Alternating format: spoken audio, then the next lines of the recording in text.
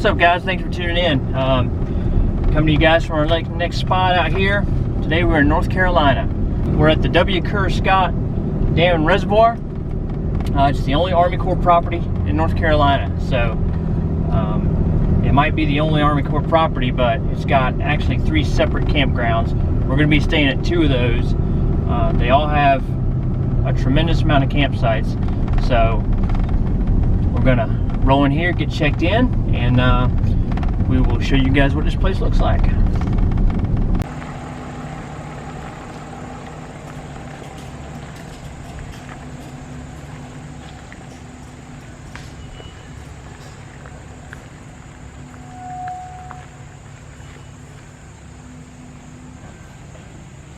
All right, so we are here at Bandits Roost Campground in North Carolina. It is in Wilkesboro, North Carolina, and you know, this is a part of North Carolina that we've never stayed before.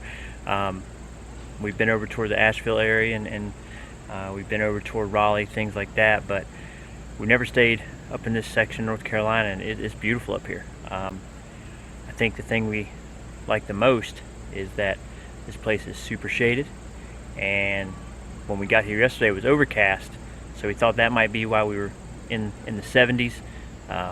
But today it's been kind of cloudy off and on, but the sun's been out for a while, and that's the middle of August right now. Right. So we just came from South Carolina, Georgia, Florida, where we're in the mid 90s. So yeah, I mean, I think today it might get into the low 80s here, but not underneath all this shade. It's not the low 80s. It's really nice, and it's very refreshing for a change. So as far as the campground goes, it's pretty awesome. I mean, it's pretty big. Like most Army Corps of Engineer parks, you know, it's clean. They keep it up well. This one's a little different than some of the ones we've stayed at. The way the sites are laid out, it's kind of neat. As long as you don't mind having a few steps at your campsite. They're not all laid out this way, but the sites are huge. I'm going to show you the site that we're in here in just a second, and man, this thing just goes forever. And this is site 98, and when he backed in yesterday, when he first saw it, he was a little bit skeptical on. I was very skeptical when I first saw it. When we were online looking at them to book them, there was only like 2 or 3 sites left, and we were going kind of wavering back and forth, and we picked this one because it was the biggest site. Well, it is big, and like I said, I'll show you here in a second. Yeah, I think why I was skeptical. I think online it says it can fit up to 100 feet. Yeah, maximum vehicle length is 100 feet. You'd probably be good if you were like 120 or 130 feet. You'd probably still be good. This, you know, you're only limited by how much you swing out when you back into this site. But yeah, not the easiest site to back into, but once you're in, it's nice. Yeah, and this campground's definitely going on our list whenever we're passing through this area of North Carolina. At $25 a night, electric and water, it's a bargain. Yep, for sure. It's not way far out of the way. Some of the Army Corps of Engineer parks are pretty far off the beaten path. You got to go kind of a ways out to get to them off the highway if you're just passing through somewhere. This one's not bad. This one's not super far out of the way, and we've seen some locals here, and they all say it stays booked up. It's very popular, and I can see why. It's a really nice park. So the area we're standing in right now, you can see behind us we have a picnic table. Have another little concrete table, and this view behind us. I mean, you can look through the trees. You can see the water back there. You know, you can see your neighbors way over here. They're all through the trees. But the unique thing about this is this is where that's where the fifth wheel is, up there. So you're up on, you know, your site. You back in up here on the hill, and then you come down, and then there's your site.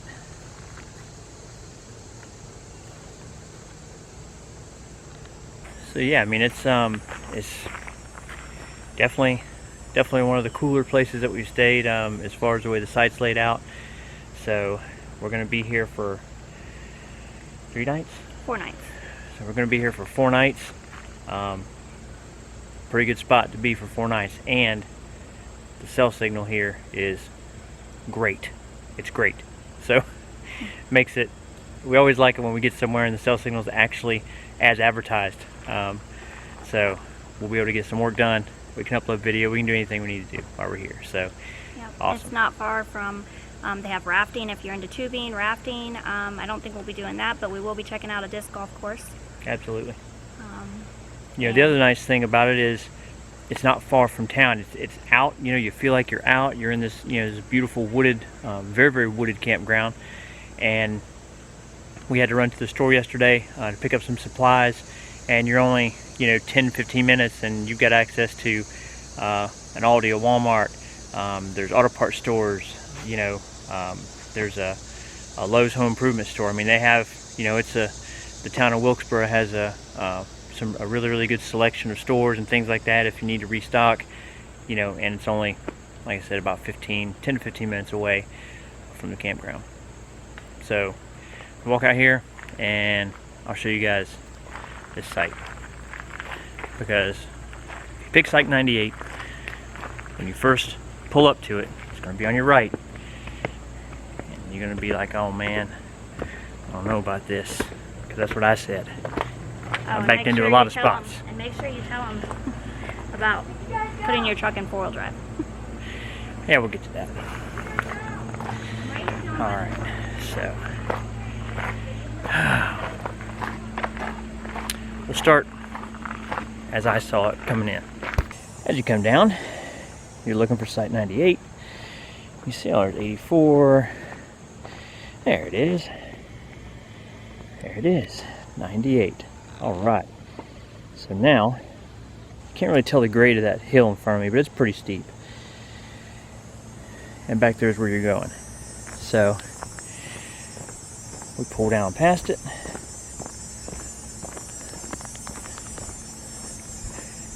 And the issue is that you got to back into that site up this hill, which is not the easiest thing in the world to do. All right.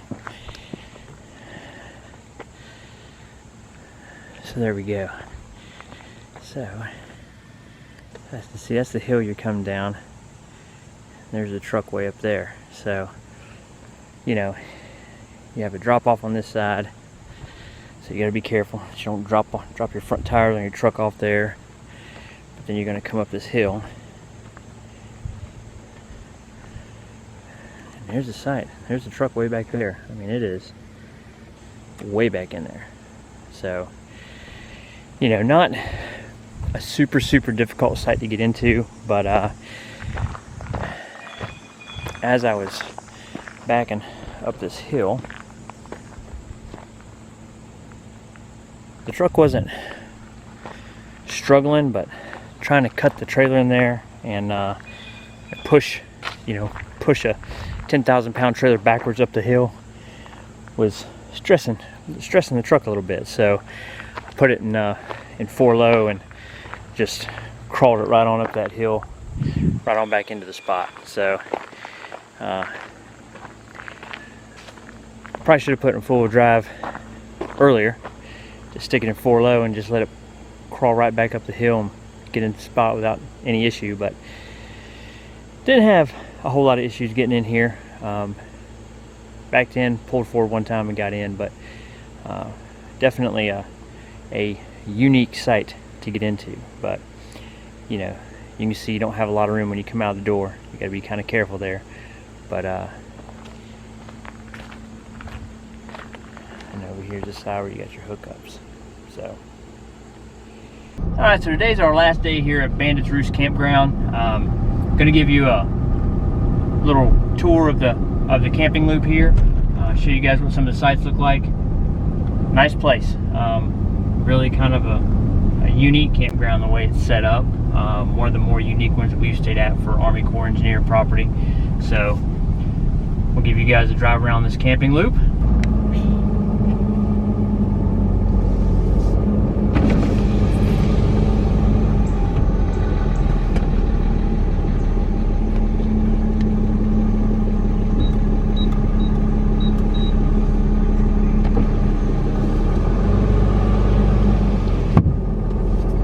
check in, they give you a code to get in the gate.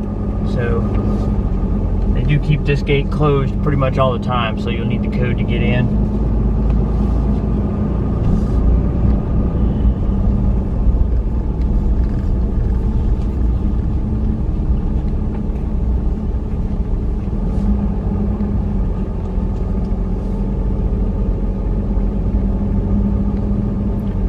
Pretty much all the sites in here are plenty long enough to accommodate really any size rig. There's a few smaller sites, but the majority of them are really big, and some of them are some of the biggest sites that we've ever seen at a campground, well over 100 feet long.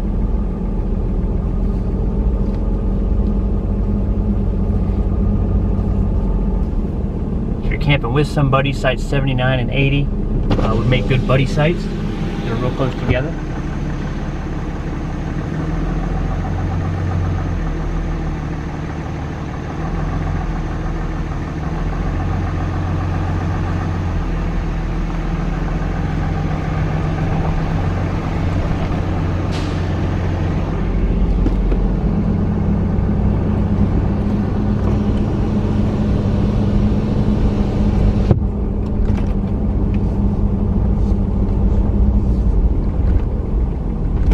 And then sites 89, 90, and 91 are real close together.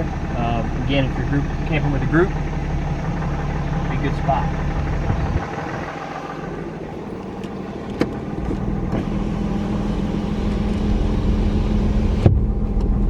And then really, as you get beyond site 93 here, that's when they get a little trickier to back into, kind of like how ours was, where you have to back up the hill as you're getting into your site. You can see our site right there. And the site beside us here is really long.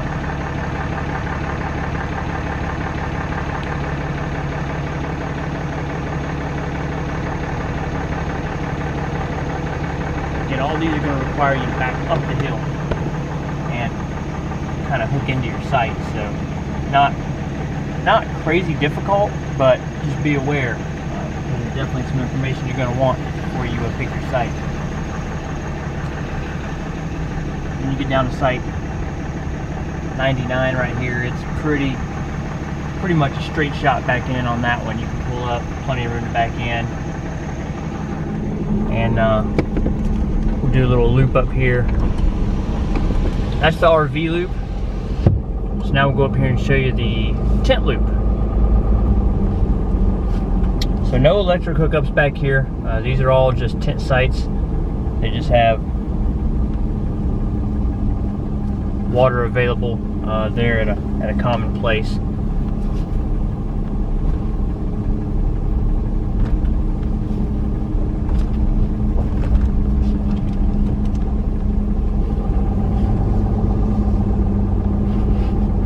And these sites are all they're also gravel. So big, I say gravel, big chunk rock. So make sure if you're going to tent camp, you put you a pad down, because it's rough.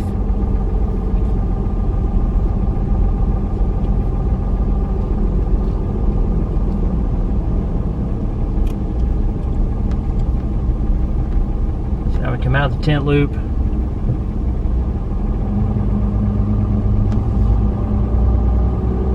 Down here as you're headed toward the exit.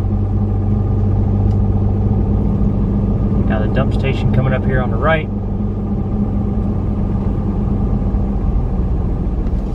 Super easy in and out of this dump station. And then just past that is going to be the boat ramp. Take you down here to the lake area. So you can see you have lake access right here, so if you did want to bring a boat, or if you had kayaks, something like that, you can access the lake right here from the inside the campground. You don't have to leave.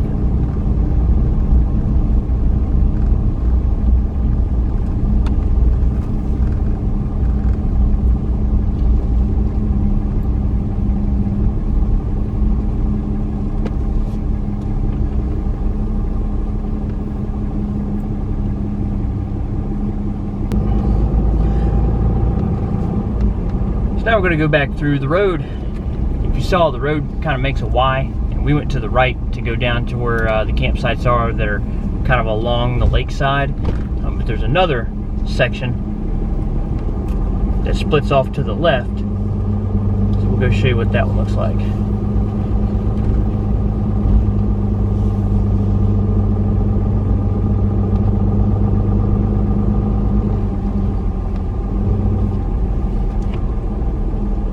These sites start with 81 here on the right, and you can see big pull-through site, plenty of room.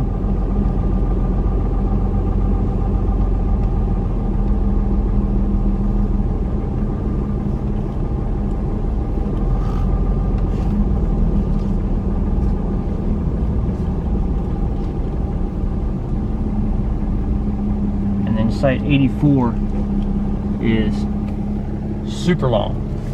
I don't know how long that site is, but it goes way back there. So, if you want a really, really big site, that's the one, because it's also wide. Our site's long, but we have to go down the steps to get to our campsite. So even though it's long, it's not super wide. That site is long and wide. And that's it. That's the whole campground loop. Checkout here is not until 3 o'clock. Check-in's at 4. So when we got here, they let us check in early because nobody was in this site. Probably because nobody wants to back up that hill. And but checking out at 3 o'clock is pretty nice. I think this is the latest checkout that we've had at any campground we've been to, and it's kind of nice, especially when we only have a 20-minute drive this afternoon, to be able to stay here until right close to 3 o'clock. By the time we make our 20-30 minute drive to the other side of the lake, we'll be able to slide right in and check in. It's super easy. So that's it from Bandits Roost Campground. We'll catch up with you at Fort Hamby.